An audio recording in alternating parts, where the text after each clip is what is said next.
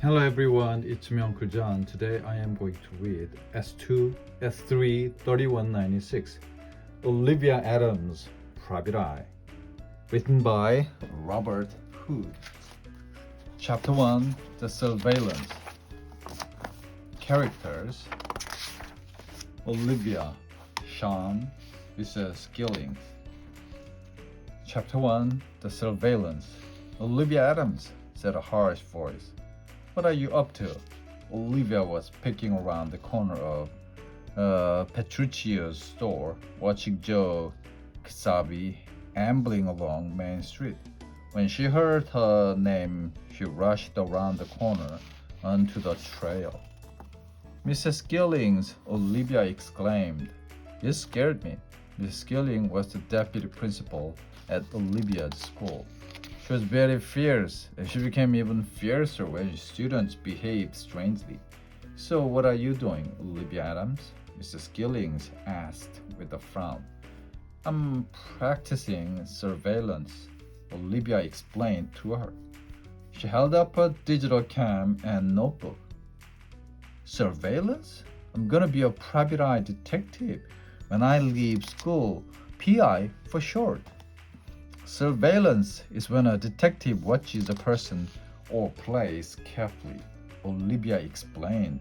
Olivia saw the disapproval in Mrs. Gilling's eyes, but she continued talking. PIs stake out places where there's trouble. I'm watching the bank, she said. The bank? Mrs. Gillings glanced across the road toward an old gray stone building. Has there been trouble at the bank? She asked. No, I don't think so, Mrs. Gillings, Olivia explained, but I'm just practicing. Well, Olivia, Mrs. Gillings lectured, if I were your mother, I wouldn't let you poke your nose into other people's business. I suggest you go home at once. Isn't your mother expecting you? Olivia hated being told what to do. She had worked out long ago that Mrs. Gillings was a bossy person. Olivia was usually polite to her because the deputy principal could make life difficult. But then sometimes you have to stand up for yourself. I'm not hurting anyone, Mrs. Gillings, she stated. What I'm doing is constructive, said Olivia. To be any good at doing this surveillance work, you have to practice. So I'm just practicing. Mrs. Gilling's eyes widened. You have very strong opinions, my girl, she said sternly. Olivia took a deep breath. Detective work is something I've always wanted to do, Mrs. Gillings. Do you mind if we go back around the corner, Mrs. Gillings? This is ruining my cover, said Olivia. Mrs. Gillings scowled again at Olivia. Then she strode off down the street, her chicken legs pumping away furiously. Olivia returned to her surveillance position beside Petruccio's store. Chapter 2, The Action. Olivia checked to see if anyone had witnessed her encounter with the deputy principal. But the street was empty.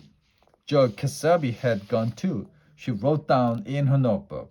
Joe K. left the scene without entering bank, probably innocent. Olivia loved the idea of being a private investigator. She had read lots of books about PIs and they were all exciting. Solving crimes, bringing criminals to justice, helping people in trouble. She planned to get a PI license as soon as she could. In the meantime, she wanted to become an expert. She'd be the first best PI ever. She noticed a large man approaching the bank. He was staring in through the windows, very suspiciously. She took a picture of him with her digital cam. Then she glanced at her watch and wrote down 3:15, 3:12 p.m. male. A fattish, bald, wearing baggy jeans and green sweatshirt. Face round and red. Very suspicious. She decided to take a better picture of him when he left the bank. It could be useful evidence. Carefully, she lined up the shot and waited. A tall man in a dark suit came out first, carrying a briefcase. Olivia took his picture by accident. A moment later, the large man burst through the door. Olivia clicked but missed the shot. She quickly took another picture. This time, Olivia caught the large man's face as he shouted something.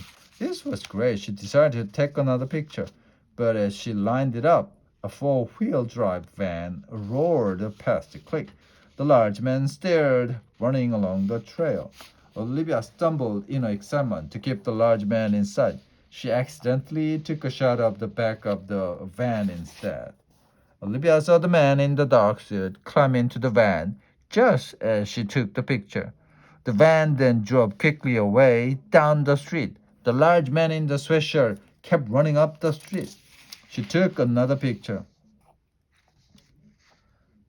Chapter 3 Sean. Olivia! Oh no, what now? A small red haired boy stood in front of Olivia. It was her little brother, Sean. She hadn't seen him because she was watching the large man so closely. Olivia waved her arm to make Sean move. Hey, you're in the way! Olivia exclaimed. In the way of what? Asked Sean. Just in the way, that's all. Olivia pulled Sean to one side. Now she couldn't see any sign of the large man in the sweatshirt. Oh no, he's gone, Olivia moaned. Sean rubbed his arm. You hurt me, Olivia. I'm gonna tell Dad, he complained. I barely touched you, said Olivia. I'm telling. Tell Danu. I will. Sean stuck out his tongue. And Mom says to come home. Now, he yelled. Olivia put a PI gear away. Was no use staying here once her cover was blown. There were people around everywhere now, far too many for her to keep track of them all. She headed down the alley beside Petruccia's store, was a shortcut to her home. Sean followed, nagging her the whole way. After a few months, she heard the police sirens in the distance and wondered what was happening. She felt tempted to head back toward the noise to check it out. It might be a chance to investigate some real criminal activity. But Olivia knew she couldn't go back to find out what was going on. Her mom had said she had to go home. It seemed that she was never able to investigate anything really interesting, she thought sadly. Chapter 4 The Explanation. Olivia, have you been rude to Mrs. Gillings? Asked her mother as Olivia trudged into the kitchen. No, Mom, replied Olivia. Mom looked at her sternly. That's not what Mrs. Gillings said. She's so bossy, Mom, Olivia exclaimed her mother. Well, she ordered me to go home when I was on a case. She can do what? While I'm not at school, can she? Olivia's mother knelt down in front of her daughter. I know. Mrs. Gillings can be difficult, her mother said quietly. She said, began Olivia. It doesn't matter what she said, explained Olivia's mother. She gave her daughter a gentle hug. Mrs. Gillings means well, and you do tend to overreact when someone criticizes you. I suspect you were a bit rude to her, said Olivia's mother. Olivia nodded. I guess I was. Sorry. Perhaps you could call her and apologize, said her mother. Do I have to? Asked Olivia. You said you were sorry, so why not tell her? Suggested her mother. There was no way out. Olivia knew her mother well enough to know that it wasn't fair. She went silently to the phone and dialed the number. She said she was sorry to Mrs. Gilling. Then Mrs. Gillings lectured her about rudeness and wasting her time with all that silly detective business. Olivia politely said goodbye to Mrs. Gilling and went up to her room. She read a detective story from a magazine. She knew being a detective wasn't silly, even if Mrs. Gillings thought so. Chapter 5 The Robbery. The next morning at breakfast, Olivia still felt sulky. She didn't say more than 2 words to anyone. Her father gave up trying to have a conversation with her and began reading the local newspaper instead. goodness, the bank was robbed. He commented, the one on Main Street. Really? Olivia's mother didn't sound that interested. Yes, he continued. It happened yesterday afternoon. Olivia looked up. She'd been observing the bank then. What happened? She asked. Her father smiled. That's got your interest, he said. He passed her the newspaper. Here, see for yourself. Olivia read the article, which told how a large amount of money had been stolen from the bank. That the police was seeking a man observed at the scene. Her dad had also heard that the crime took place just after 3 p.m. Olivia suddenly realized that she must have been there when it happened. I saw him. Olivia exclaimed. Really? Asked her father, who was practicing surveillance, and took his picture. Olivia rushed to her room and fetched a digital cam and notebook. She showed her parents the entry for 3:12 p.m. and the clearest photo. It is this big guy in the sweatshirt, I'm sure of it, she said. Not much of a bank robber, commented her brother. Her father nodded. And he hasn't got a bag of money, said her dad, but he ran away from the bank. He was acting strangely the whole time I watched him, and I have the photos to prove it. Chapter 6, the evidence. None of her family took her seriously, but Olivia was convinced she was right. She decided to go to the police with the information. It took her a while to find someone at the police station to listen to her story. Well, when Olivia showed a gruff sergeant her digital photo of the large man in the sweatshirt, he just laughed. That's Constable Heron, he said.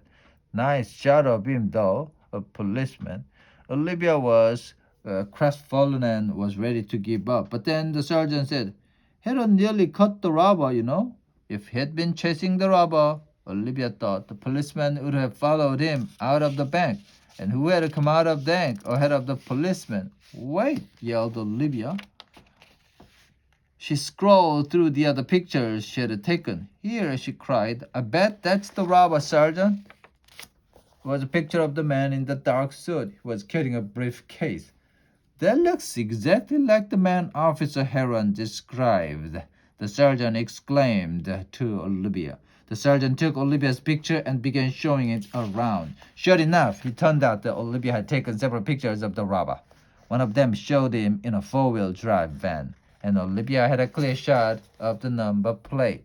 This allowed the police to track down and arrest the robber. A week later, the mayor of the town made Olivia an honorary detective for her great work. There was even a picture of her on the front page of the local newspaper. The caption underneath it read, Olivia Adams, Private Eye. The next day at school, Mrs. Gillings said to Olivia, Not bad, Olivia, not bad at all. Not bad at all. From Mrs. Gillings, this was very high praise indeed. The end.